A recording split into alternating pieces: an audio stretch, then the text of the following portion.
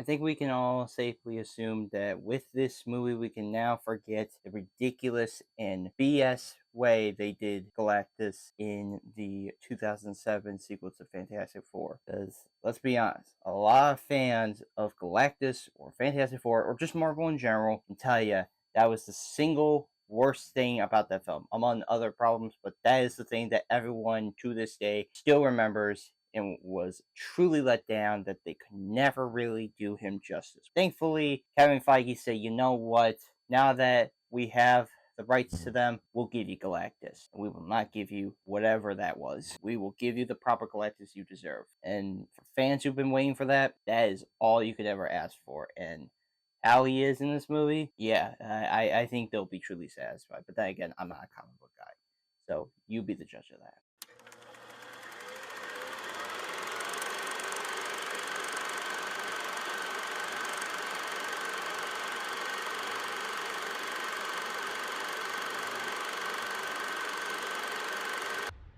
We will protect you.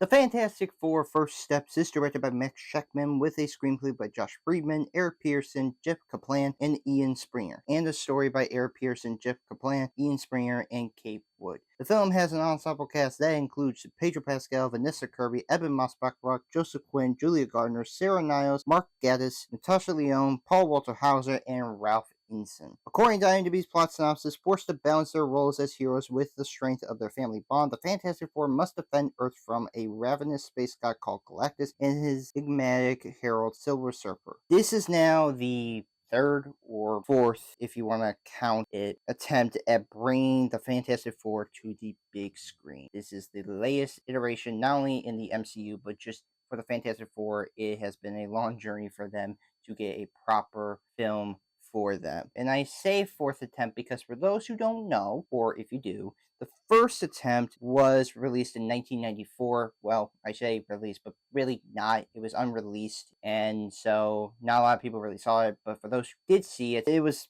panned, if you will, for just its cheap value. I mean, of course, when you have legendary B movie producer Roger Cormack, who was a very influential filmmaker, but still, that's what you're gonna get saddled with. And so, yeah, back in the 90s, they tried to do it, and it was just so that way that one of the producers can keep the rights, because back then, Marvel wasn't what they are now. Back then, they were struggling, and they had to sell off most of their characters to companies or people. That's why, for example, like Spider-Man is under Sony. In the Fantastic Four's case, producer he was just trying to make sure he can hold on to the rights. The second attempt that most people had seen and was released to the public, which were the 2000s Fantastic Four films from 2005 and 2007, both directed by Tim Story. They were ridiculous. Of course, this was still in an era where even though comic book movies were starting to make kind of a comeback and trying to get back with the public in terms of getting into superhero movies, Marvel was still figuring stuff out, even though they had solved it with like Blade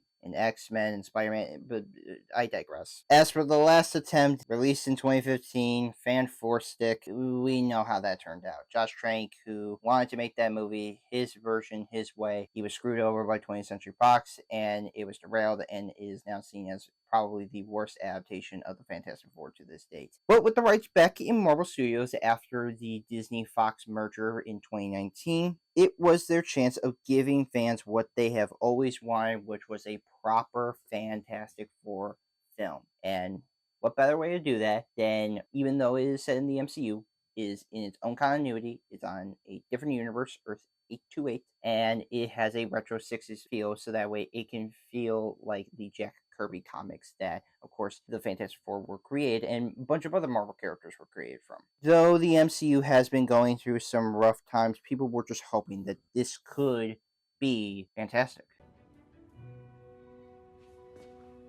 Say that again?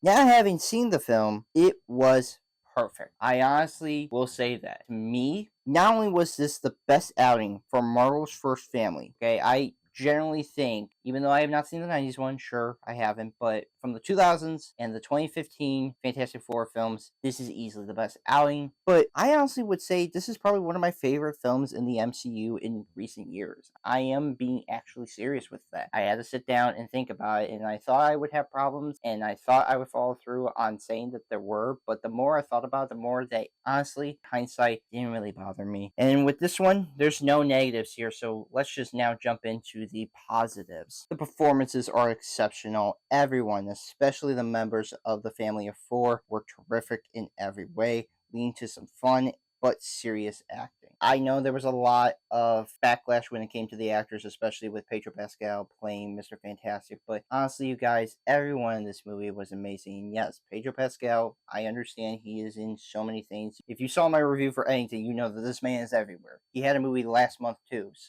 and he was also in The Last of Us. So I understand that, but I'm telling you, he's probably one of the most versatile actors I can see working in the industry, and one in which I am so happy for to this day. And he is terrific as Mr. Fantastic. I do think that he brings a genuine smartness, but also honest version of Reed Richards that we've seen. As for Vanessa Kirby, I think she's amazing. She is the emotional arc of this film and brings out the humanity in all of Fantastic Four, or at least the core of them, to stay together. And her and Pedro Pascal, they have amazing chemistry. They truly seem like they had a great rapport with one another and have a special bond that I know the internet is making fun of, but I'm telling you, I think they truly, really respect and love each other very much. As for Ebon Moss-Bachrach and Joseph Quinn, sure, Ebon Moss-Bachrach, he's really good as the thing, and although some people could say that he was kind of underutilized here in terms of his story arc, I still think that what they gave him was pretty good. And Joseph Quinn, talk about a guy who made a character that I thought was considered like dumb, because I always had heard like Johnny Storm is supposed to be the hothead and just lazy man guy. I didn't realize it's, at least with this movie, how smart he can be. Like, they actually give him moments where not only does he showcase his powers, but also his intelligence, and I think that is amazing. And all four of them, they are terrific in this movie. They are excellent. Julia Garner is also amazing as Shala Ball, aka the Silver Surfer. And before anybody starts doing that whole woke bullshit, she's from the comics. Don't give me that shit, okay? For that criticism, get on out of here. But she is terrific. I really think that not only does she play Silver Surfer as somebody who is doing, of course, Gatiss' bidding, but you get to understand that she is somebody who was put in this position, and the movie explains it. The amount of atrocities that she has done in that way, I think, led to some really powerful things, and for Silver Surfer adding to some really cool action sequences, and I just really think that Julia Garner really slipped in well as playing this character. Ralph Ineson, holy shit, this guy is scary. And he has always had that really gnarly, growly voice, and he fits perfectly as Galactus.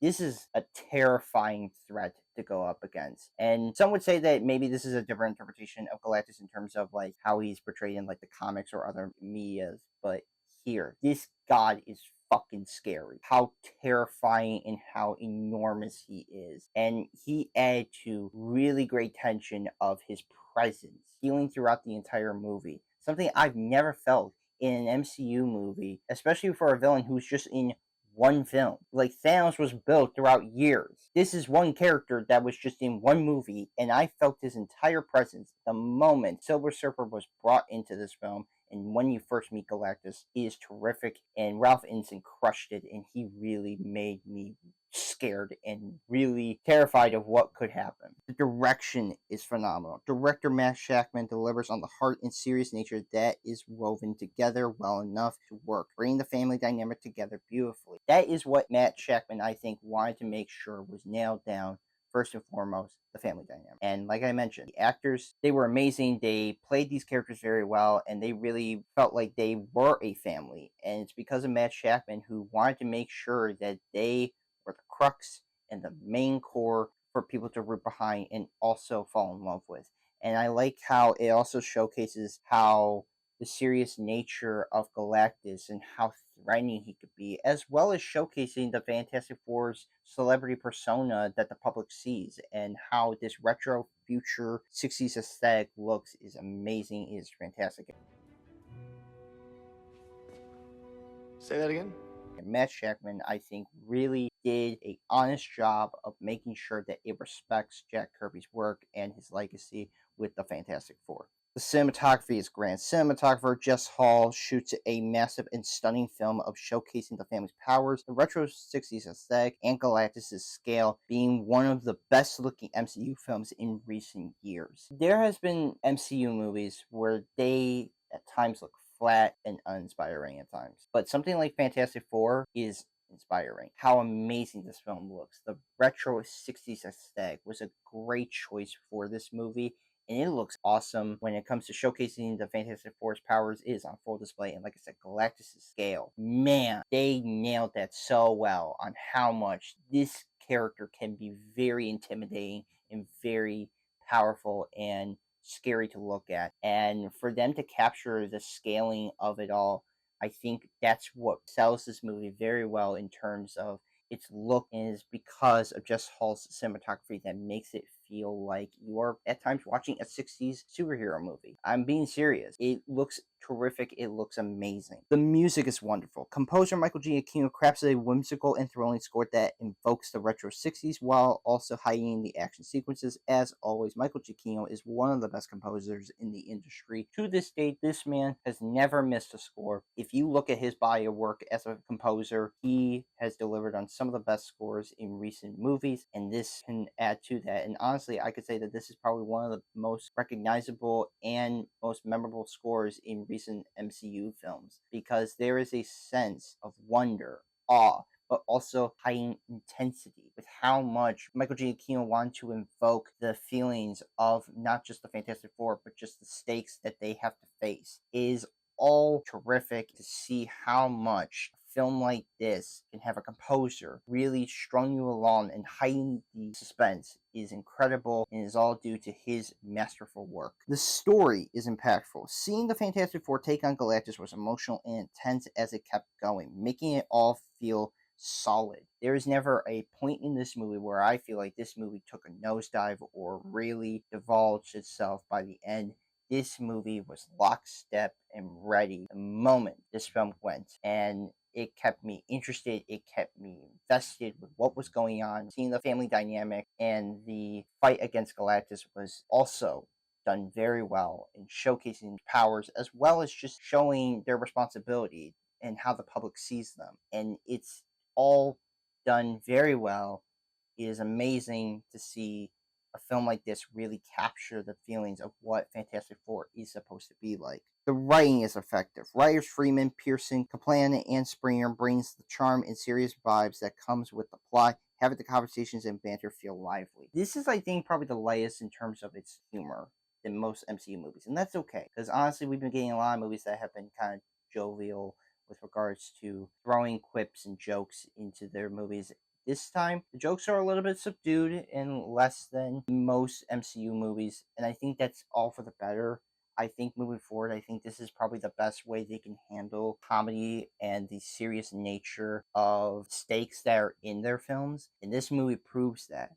I think that the story, but really the serious nature of the MCU movies should be more prevalent than having the jokes be the main attraction, because having that serious tone and feeling when it comes to really showcasing Galactus and how much a devourer he is should be taken seriously. But I think that that's how every MCU movie should feel like, in terms of really balancing it out, or at the very least lessen the comedy and try to focus a little bit more on the story, so that way it doesn't feel like it is second nature to the jokes. Because that's, I think, been the main problem with the MCU movies as of lately, is because they have a hard time balancing that nowadays. I wanted to feel like how it was prior to Endgame, to showcase how much that the MCU can do well with balancing it all. The effects are stellar. Both the practical and visual effects blend together well, having it all sync up to feel like one, feeling new and old school. They had to build an actual suit for Ralph Ineson to get into, and they used miniatures for the city of New York, and they filmed it. It's insane. And the visuals, sure, there's probably a couple of times where it doesn't look always the best, especially on little Franklin Richards. He can be a little bit wonky too, but overall I think the visuals in my eyes succeed because of how much it showcases space. It showcases Galactus at times on how much he is a big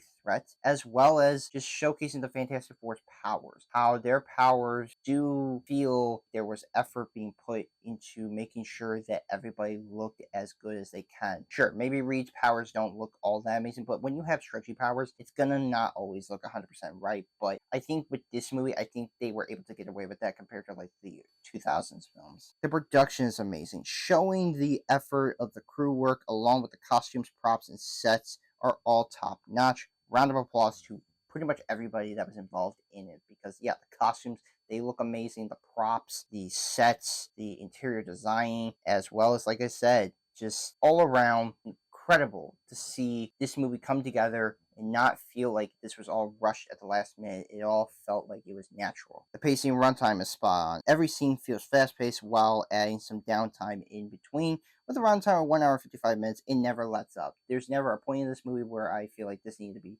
even longer or really needs to be shorter. It felt just right for what it was. And sure, maybe there are some scenes from the trailers that do showcase some things have to be cut out, especially like John Malkovich was supposed to be in this movie. But honestly, I think for as much as people can ask for that, for me, for what this movie had to prove, I think this is as good as you're going to get for a Fantastic Four movie in terms of its runtime, being able to take in everything in under 2 hours. The action is exciting. Every action sequence is exhilarating and fun as it happens, being some of the best sequences in recent MCU films. Showcasing the team's powers is one thing, but when you have sequences that are thrilling, that are intense, and are captivating to watch, it's the best feeling you can. Especially that scene where the Fantastic Four are trying to get away from the Silver Surfer. That was some intense shit on how much they can heighten and build the tension with everything going on. And then, of course, the ending fight with Galactus, that is all amazing on how much they are able to showcase, again, the team's powers, but also showcasing how much of a threat Galactus can be and how scary enough this being can really oppose to the universe. And I am really happy to see that at the very least the action sequences themselves felt like what we would come to expect for a Fantastic Four film. By the end, I fell in love with this film. For a Fantastic Four film to be peak for me, I'm just blown away by it. I'm just happy that this turned out as well as it did or as it could have been, because there could have been faults with this, and especially with the state of MCU movies as of recently. Although Thunderbolts, I think, is a great film, I think this movie really showcased that no, like, not only can the Fantastic Four be a great addition to the MCU, but I think it's refreshing to see, especially since it is not in the main timeline. So it made for everything to feel fresh and unique in terms of bringing the emotions and the thrilling nature of what this movie had to represent. And as much as Superman was going to be the movie that I thought was probably be my favorite of the month, I think it's got to go to this movie in general by the end. I'm going to give the Fantastic Four First Steps a 10 out of 10. This was a very fantastic film. Say that again? I really appreciate what Matt Shakman and everyone involved did, and I found myself really loving this movie, and I'm hoping to at some point rewatch it again because I really had a blast with what I was given. I am just happy knowing that the MCU, for now, can hopefully stick the landing on this whole multiverse saga, because it's been quite the journey for them. But at the very least, hey, you got a Fantastic Four film that really improved upon what had come before, even though it wasn't a high bar to cross. So that is it, folks. That is all of July. So we will be soon starting with August with some latest reviews. So yes, look forward to those and other reviews coming soon.